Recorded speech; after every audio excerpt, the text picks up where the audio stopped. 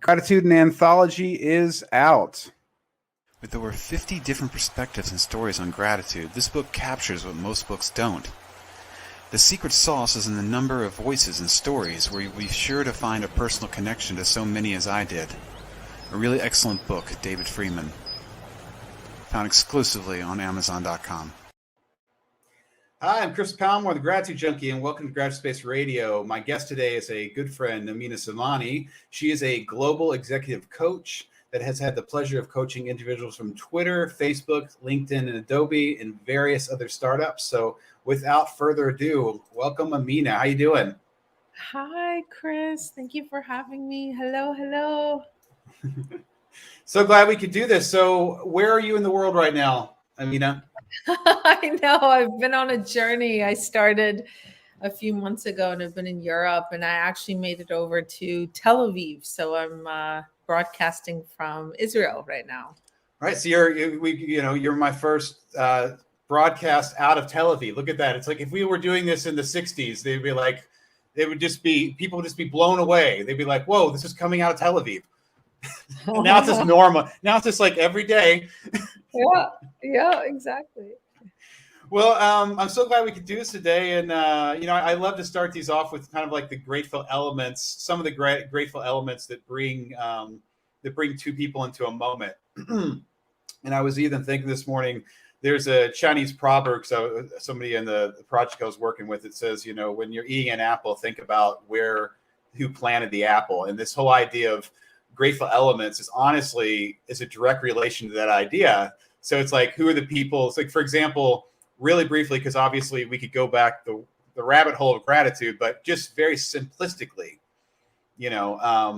with me being here with you, I was in a youth group when I was not even 16. I met a man named Richard Shermer, who ends up being a lifelong friend. He moves to California. We've only seen each other maybe 4 times in the last 10 years or longer. He helped me with when I started my website and all that. He's an idea guy. But what happened was, we haven't had a talk, I feel like, in 2 years. He just sent me a gratitude post on Instagram. It was somebody crying about their gratitude journal, and that was Shira.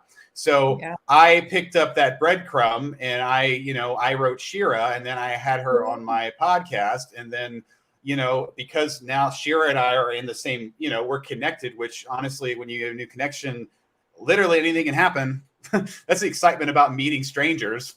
Anything can happen, and that excites me. Long story short, blah, blah, blah, blah, blah. I met you through her because of a show that you guys were going to do. And then obviously, but here we are. But those are the grateful, honestly, Rick Shermer and Shira, and here we are, these grateful elements that allowed us to have this moment together. Yeah, that's so amazing. Yeah. The power of connection and the power of just putting it out there and having like-minded people in the universe. They all just kind of conspire and attract each other, Right. And that it's amazing when, when just like the show you have, it's like when you put energy out, whatever you're doing, you're putting energy out, whatever it is, it doesn't matter all the time. And when the amazing thing about the time we live in is we can put this positivity, this love, these emotions onto this digital space. And when it's in a digital space, it literally can reach, you can connect it, anybody can be connected in the world with it. And then where, the relationships happen, just like this one. So I put stuff out in the world. Rick connected with that. Shira put stuff out in the world. He connected us because of that, just a little link. And then because of Shira, now we're connected into the world. Yeah. I'm grateful for that. Yeah. So real briefly then, what were the grateful elements? How did you, obviously our connection is through Shira, but who led you to that relationship? What were some of the elements? Yeah. I went to a wedding and I met Shira Lasser. She's incredible.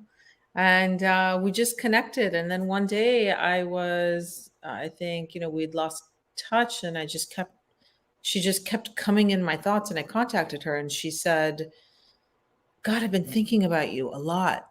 And then she had just done an interview with Mark Cuban, and I was like, oh, like, what are you doing right now? Here's what I'm up to. And then We talked about launching a LinkedIn Live show called Grit, which is still happening. And we were looking for a producer, just couldn't come across it. And then she said, hey, I met somebody named Chris Palmore who could be our producer for the show. So that's how that worked. Yeah, and even more on the backstory that just because she was on my show and she saw StreamYard at the time, that's when she originally reached out to me because she was asking about StreamYard. That was the follow-up conversation that led to everything. So that's cool. So obviously you were at a wedding, so that means whoever's getting married, that's part of the grateful elements, and you have that element of people falling in love, and then there's a moment that brought you into a space, and it's all those little things. But we were talking before the show about you wanted to share about how people have issues getting into a grateful state. Yeah. So look, here's the thing. We all know that gratitude, meditation, yoga, these things are very, very good for us. And we know that it's exceptionally hard to get up every single day and meditate, feel gratitude every single day, right? It's difficult for us to do that and really feel it unless we're conscious about it. And I know for me, I've had moments in my life where I want to feel good after I meditate. I want to feel good, after I write my gratitude list, and I don't. And I think that it's very important that we address, yes, gratitude is critical and it's very, very important. I'll get into that, of how magical it is and how magical it's been in my life.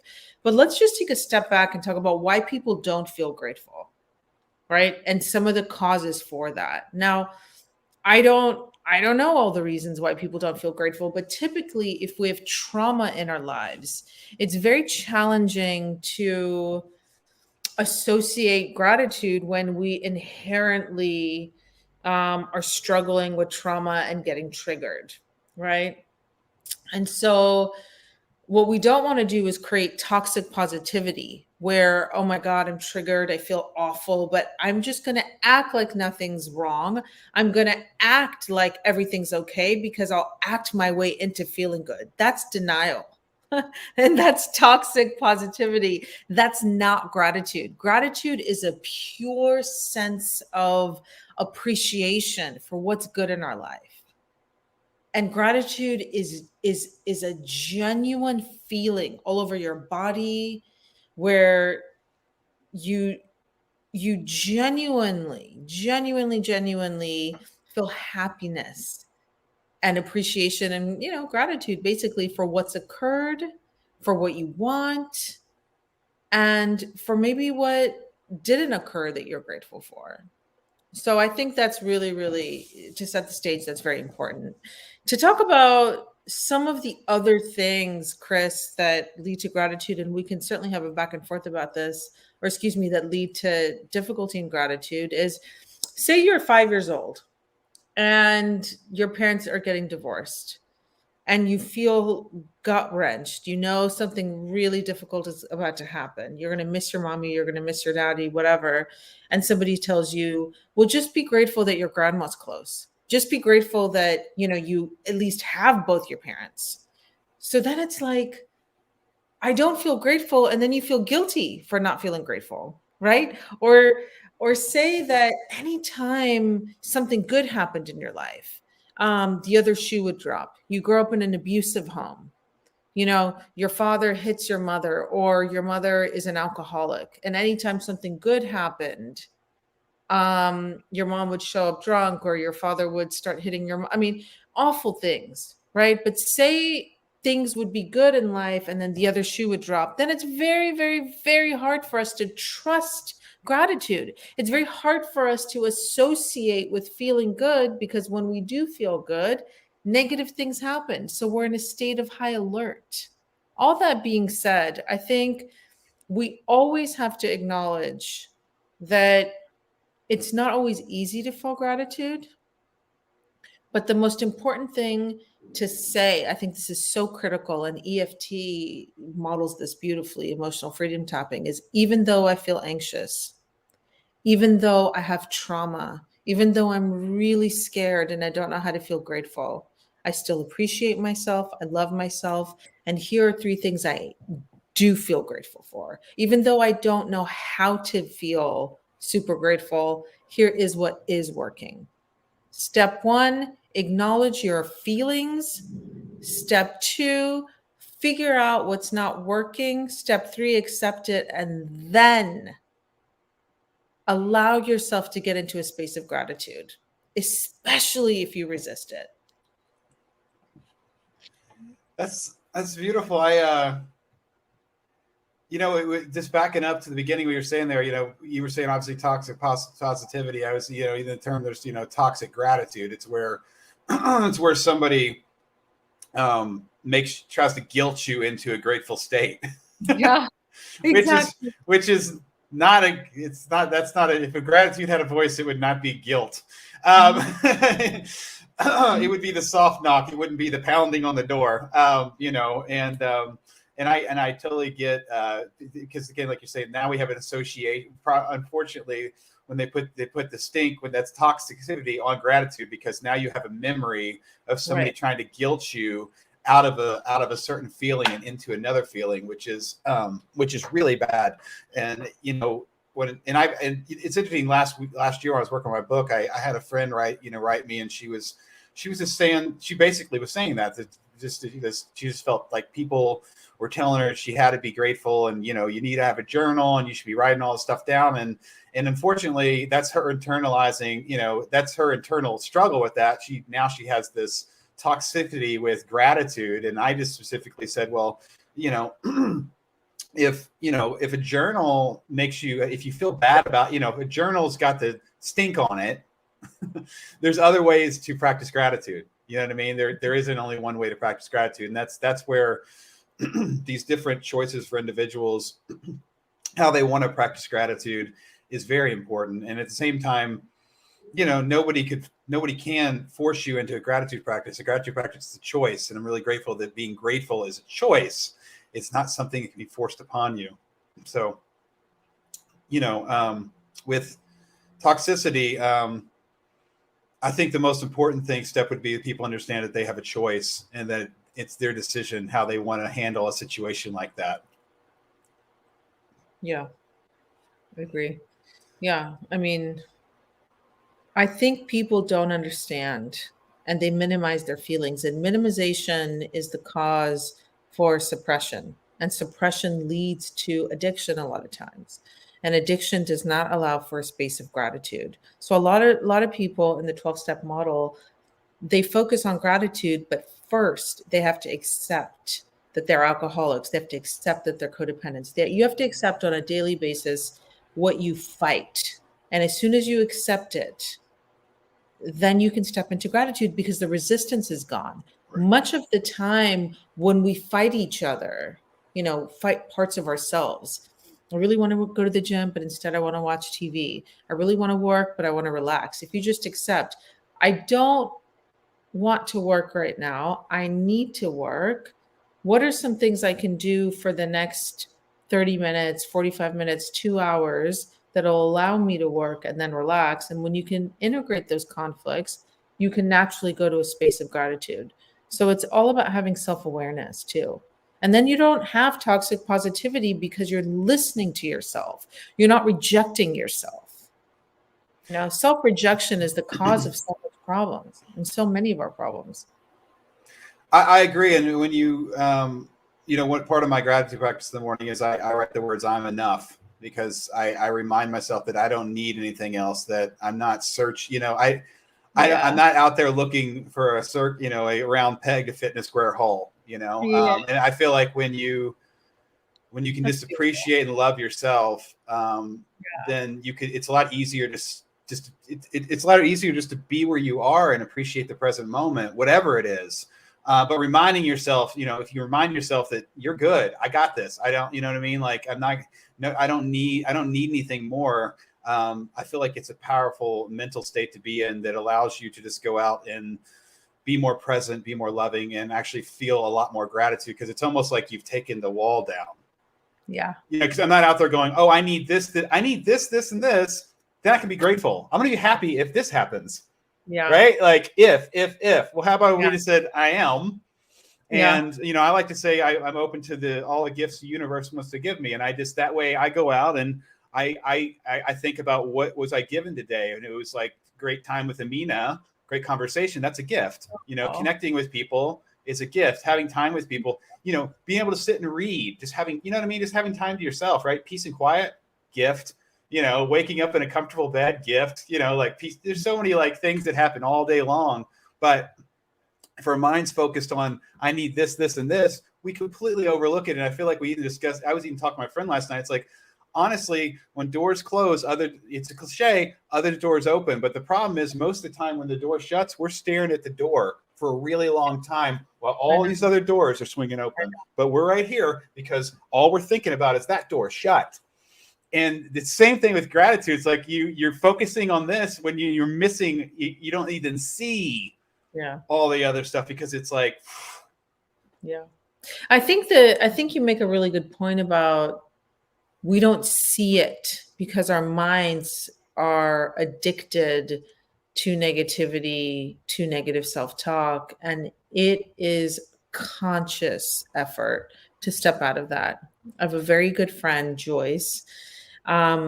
Joyce constantly reminds me, she and I talk every Sunday, and she's like, every time I say something that's worked well in my life, she's like, write that on your list, write that on your list. So I just have this long running list. It's not even a gratitude list, but it's everything that works well in my life, which leads me to a state of gratitude.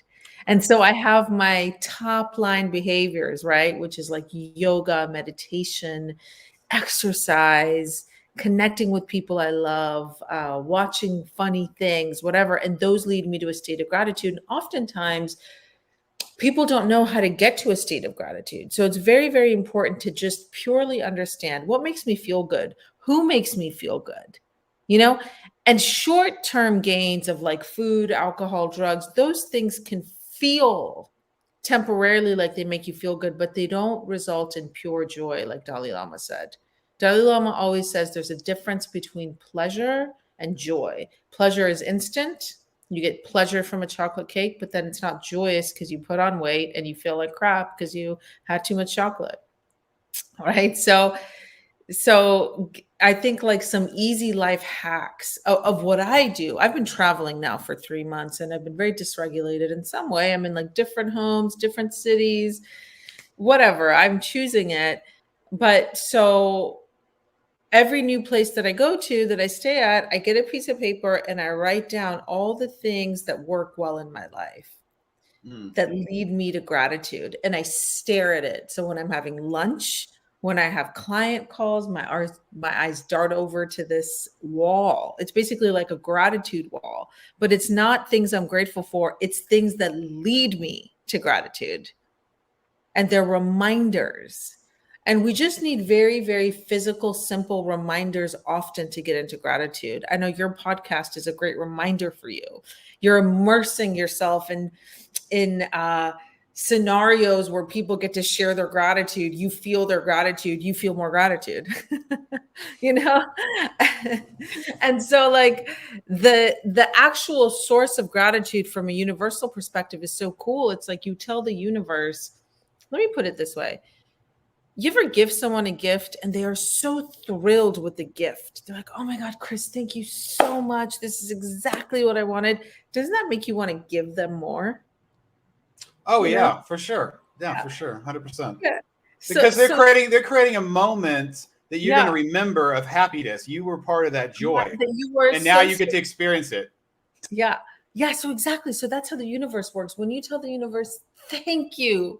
Thank you for this. Thank you for this opportunity. The universe wants to give you more.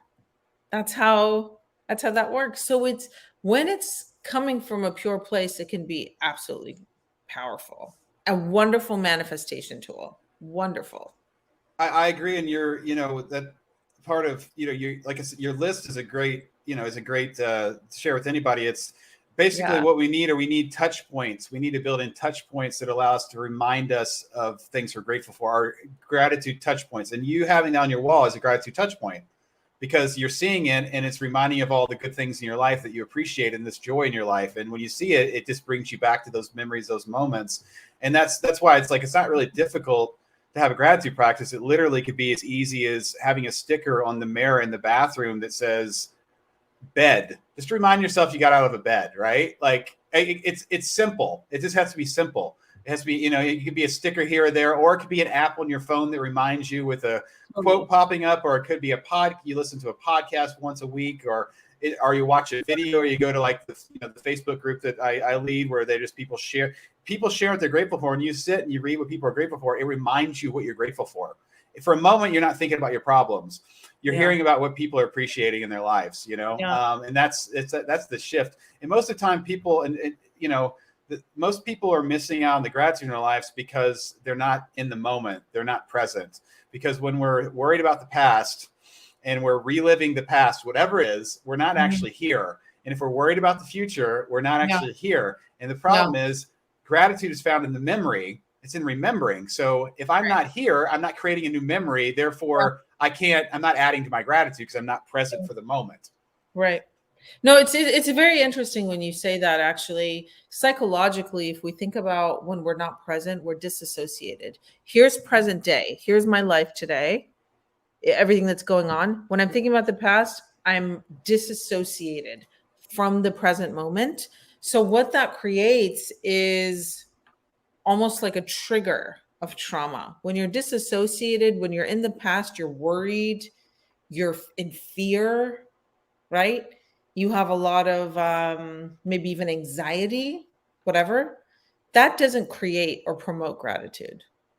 It doesn't. So the fastest way, in my experience, is to move from disassociated to associated is to help someone. That's right.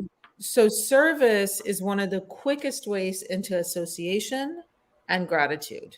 Because when you're actually helping someone, you are fully out of yourself. Hopefully, you are fully out of yourself and in service. And that means you could call someone for 5 minutes that's sad. You could sign up for something. You could literally let someone cut in front of you in line, or do anything that makes you feel like you're purely helping someone. And then you end up feeling good. And from that place of feeling good, then we can bring in more gratitude.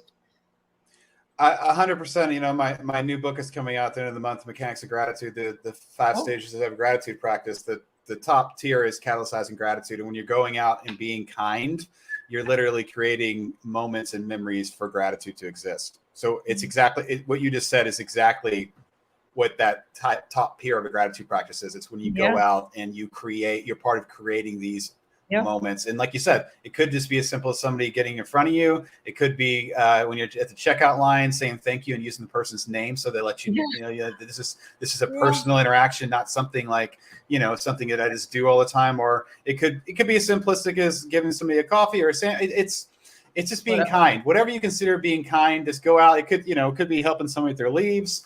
It could just be calling a friend and saying, hey, I love you. I was thinking about you. I just want to let you know I was thinking about you. It's that simple. It's just, how do we create a kind world? Those are the elements that you're talking about. And it does get us out of our head because you're thinking about somebody else, you're present, and you're actually creating memories. And you can't do those. When we're talking about people, you can't do that alone. Like it's an to me, you're creating interactions with some sort of being. It could even be with an animal, but I mean, something that has it has a heart, because there's like a kid, you know what I mean? Like you're actually getting a real memory and a connection. So I love it all day long. 100%. Yeah, that's exactly. I mean, I think the other piece about gratitude is that it builds on itself. The more grateful you are, the more opportunities you have to be grateful. And that's what I forget. And so when I'm out of my gratitude practice, I find more reasons to have negativity. But when I'm in my gratitude practice, I find more reasons to be grateful. And so number one, it's a mindset and a decision. Every day when I wake up, I have to decide consciously that I'm going to be grateful and that I am actually going to take actions that promote gratitude. So I I follow this sort of gratitude formula that I got from a book. And basically, it's the very, very, very first thing you do is you read something inspiring about gratitude. And then you read it for like 5 minutes. And then the second thing you do is you write out everything you're grateful for, and not everything that you're grateful for present day, but everything you're grateful for that could happen. Like I'm so grateful for the opportunity to have an incredible holiday season with my family. And it hasn't happened yet, but you kind of sort of get into that state.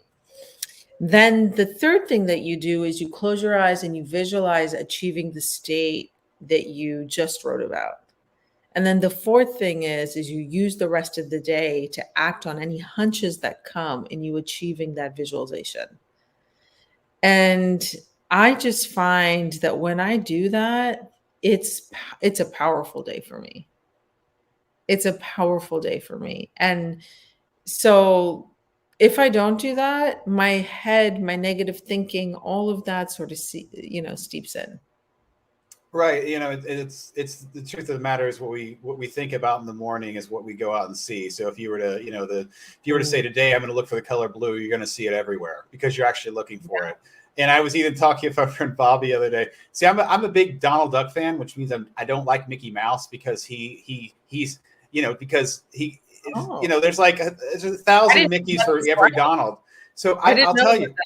Yeah. So when I go out and me and my wife go out, we literally see Mickey Mouse. Mickey Mouse is literally everywhere. I'm telling you, Amina, everywhere you go. Okay. Maybe not restaurants, but any store you go into, even if it's a gas station, there is something with Mickey Mouse's face on it. Okay. And I'm just saying I'm looking for it and I see it everywhere. Like it's just an indication. I'm just saying it's another case in point. Okay. When you look for things, I'm just saying when you look for things, like you said, if the visualization, you're having a visualization, you're going to see, you're literally opening your eyes to see what you're looking for. And it's a powerful thing that people have. And that's the same thing if you flip it, right? With the negativity, if you wake up and you go, I'm a victim, you're going to walk out through your day and you're going to see and feel victimhood all day long. Everything you're doing. You know what I mean? Of course I missed the light. Of course I'm late to work. Of course my burger's cold. Right. Of course that's Sprite and not, whatever. Like it's just like, of course, because what else would be right, No, it's so powerful. It's so true. I didn't know about Mickey Mouse, but now you're gonna like get this into my mind. But I'm telling you, because my wife and I would go literally every time any store we go to. We're like, look, because we're always looking for Donald, right? And a fun little side story. A friend of mine that lives in Mexico sent me this pictures of, there's a store, it's a South American store, and there were a whole bunch of Donald things. Just a whole bunch, right? And my wife's like, oh, they have that in Colombia. So we got online and ordered like one of everything and had it shipped to her parents' house in Colombia. And in January, she's going to go pick that up and bring all these like Donald stuff back here. That's some like bags and like, anyways, yeah. But no, we notice it everywhere. Like Mickey Mouse is freaking. Anyways, I know it's a subtle side story, but our time's moving on here. I'd love to hear. Obviously you have many stories of gratitude, but there was one in particular in your life would love to hear. Yeah. I've had a lot of grateful moments. My heritage is Afghani. So I was born in Pakistan, but my parents are both from Afghanistan. Afghanistan is one of the most controversial countries in the world. The literacy rate for women right now is very low. I think it's 40%. It used to be much higher. Taliban has taken over, so it's a tumultuous area of the world to be, coupled with misogyny and very difficult place for women and children.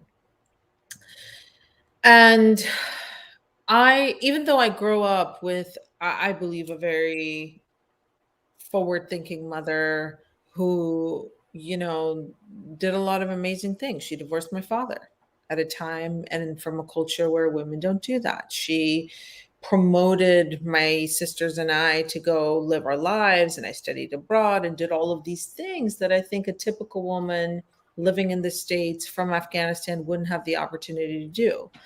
Um, but I remember when 9/11 happened.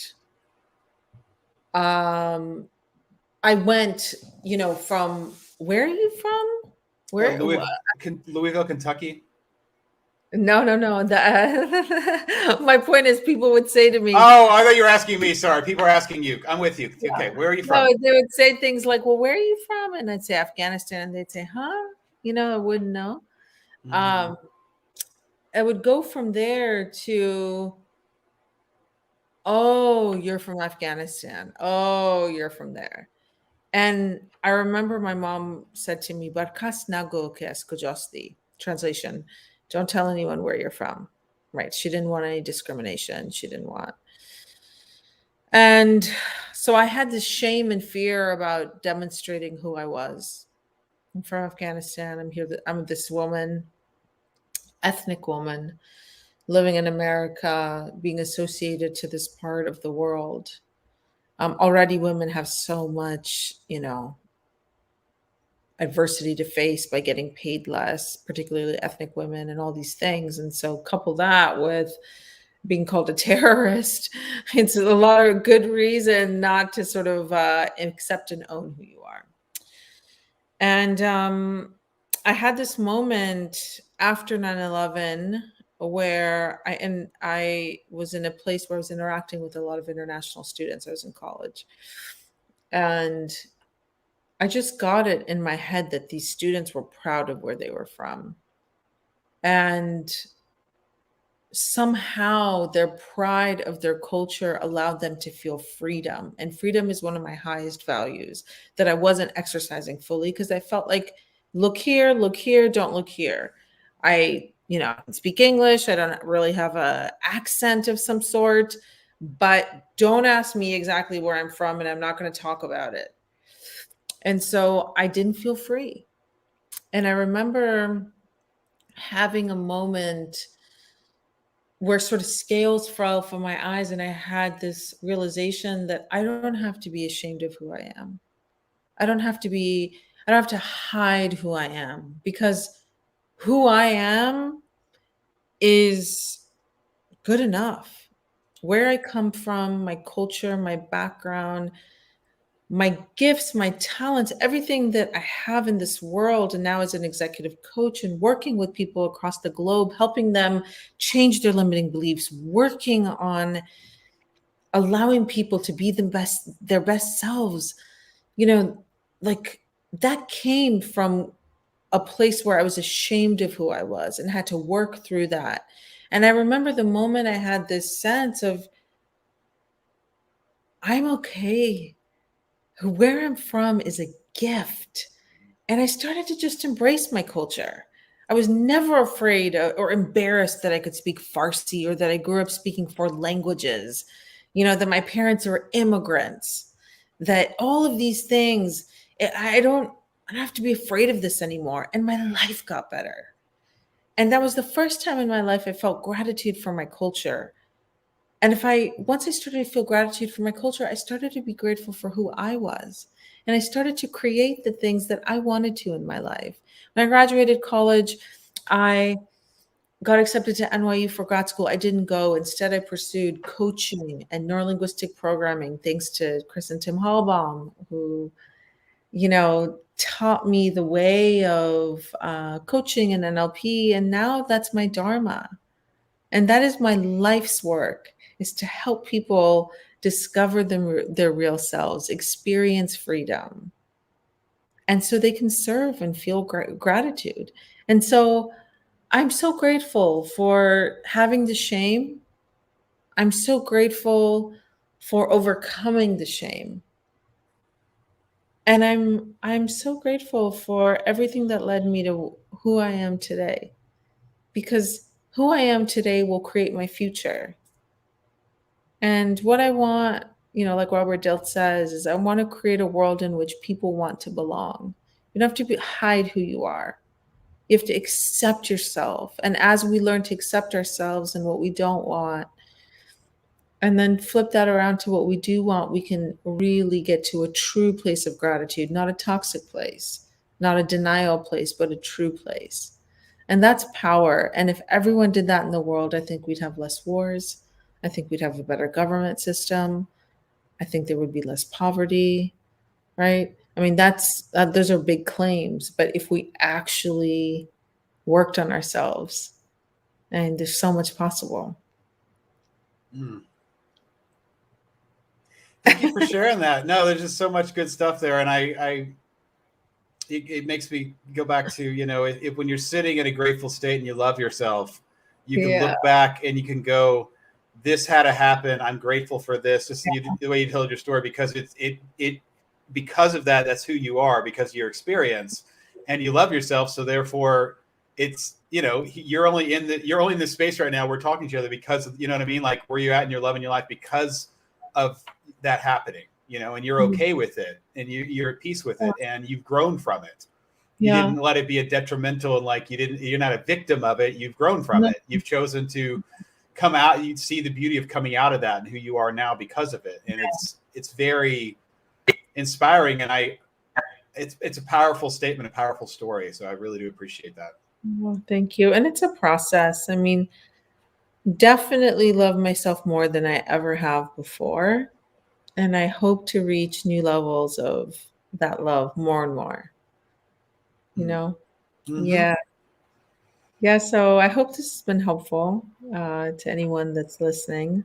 To be able to figure out your formula for gratitude, to be able to release the guilt of not having the gratitude, understanding why you may not have it, but then making a decision to own it, because it's magic.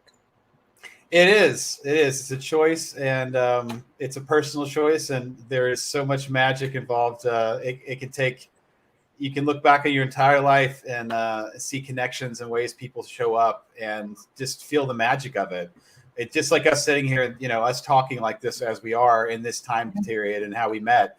Very simplistic. There's magic in that because we both put the energy out, and that's good. Again, we're choosing gratitude. We're going out and putting energy out, and then you're going to connect. You're going to, just like, it's the same idea. If you put out Mickey Mouse, you're going to see him everywhere. It's the same idea. You put energy out, you're grateful, you're going to find more things to be grateful for. It's science. The more we can stay we're grateful, the more gratitude we're going to have, the more things we're going to be grateful for. We're going to see more things. It's a powerful thing. It is. And I know we're almost done here, but I would love for you to share, we're doing the Voice Gratitude Project, and I would love to get Amina's voice as part of that. So would you mind sharing that quote with us? Yeah. So, God, there's so many to choose from, but Jane Fuller said that a grateful heart is a magnet for miracles. A grateful heart is a magnet for miracles. And so what that means to me is a pure, happy heart where you are in deep appreciation creates miracles. Because how could it not? When you truly appreciate something, that reverberates out into the universe and brings you more of that if it's coming from a true place. So being grateful, free from fear, free from worry, can just magnetize miracles. And sometimes, according to Marianne Williamson, Course in Miracles, a miracle is just a change in perspective. It totally is. So that's all I want in everyday life, is just one small shift of change of perspective. And I expect miracles. I do. I do too. And I look for them every day. And if it's, again, when you look for it, you're going to find it. It could be the smallest thing of just seeing somebody smile and realizing there's joy there. I remember I was working a concert, this music festival back in September, and a guy showed up and he was blind, and he's standing. This is a music festival. He's holding the guardrail, and I was looking over at him, and I could see him shaking his head, and I was just like, I just loved it, because I was like, wow, that's joy. And on top of that, think about this guy. I mean, he was there by himself. Like, I'm just envisioning this guy had to want to be there, and then he's blind, and he's going through a field so he can stand here and appreciate this moment. And it was really powerful to watch the joy of this man just literally doing this, right? Because it was beautiful. He was about as present as you could possibly look at somebody in them being. And it just reminded me going, wow, here I am working, which is great. But that right there, man, that is beautiful. It was just a beautiful moment. Yeah, that is beautiful. Yeah, it was powerful. That's what I remember about this. Like, because he came back several days. That's why I saw him the next day, and there he was again. You know, I saw somebody holding his hand, bringing him over. It wasn't somebody he was with. They brought him over and stood him by the guardrail where the front of house was. And it was just, you know, and one last little thing, because I was listening to a group talk the other day, and this lady, a friend in the group, you know, she's had really big health problems, and she was talking about, you know, she prepared to take this trip to Europe, and she's like, she talked with their doctor once a week to figure out, how can I do this? And it was a long process where she had to figure out what am I going to do from there? What do I need to bring? Like, it was this whole thing. And then she went and had this trip, and I just hearing her share, I was just so overcome by hearing the gratitude and the experience. And then the reflection was, how easy is it for me just to take a trip? You know what I mean? Like, just the power and how the simplicity of not having those issues. But she appreciated her trip. She, like, when we planned that was her planning for weeks. And that was like, I have to take care of myself while I'm there. And it was just such a beautiful thing to hear somebody share like that. It's a very similar idea to the blind man at the music concert. No, you know, because I just get to show up places. And most of the time we do, right? And we don't think about everything that had to work. Everything is working. It's allowing us to just to show up. Like, anyways, okay. Wow. I know I'm going down the rabbit hole, but this has been so much fun. Amina, could you share with the people where you know the best places to reach out to you if they'd like to connect? Yeah. Well, on the screen you see my Instagram handle. Actually, the best way to connect with me is Amina Zamani on LinkedIn. I used to work at LinkedIn. I have a lot of information there. That's one of the best ways. And my website is being rebuilt. It's aminacoach.com, but it's under construction. That's it. Yeah. Just on Instagram, LinkedIn, probably preferable, the best way. Awesome. And Amina, I produce a show for Amina called Tipping Point, the Power of Clarity. So that's something that's out there in the world too. And it's on all the podcasting platforms. So that's another, if you would like to hear Amina interview other people, there's some really great, she's got some amazing friends, and I'm really grateful to be able to fly on the wall and be a part of that. Yeah. Tipping Point, the Power of Clarity is all about interviewing best-selling authors, executives, luminaries to just learn about what was a difficult experience in their life, and then how did they transform that into power. And it's on LinkedIn Live, which is awesome because not everyone can have a show on LinkedIn Live. And then you can watch it on YouTube and Facebook and Spotify and Apple. So it's growing. We've had some really cool guests. And I mean, if you're interested and have a story to share, you know, reach out to me as well. Thank you, Amina. This has been wonderful. You're awesome. Thanks for being our first broadcast out of Tel Aviv. No, cool. Yeah. It was wonderful. Well, I'm Chris with Amina. Just reminding you guys to have a lot to be grateful for. Own your gratitude. Be the hero, and love yourself today, because today is the day to love yourself. If there's a moment in time, it's right now, right? Yeah. It's right now. All right. Well, we'll be back. Have a nice day. Thanks. Bye.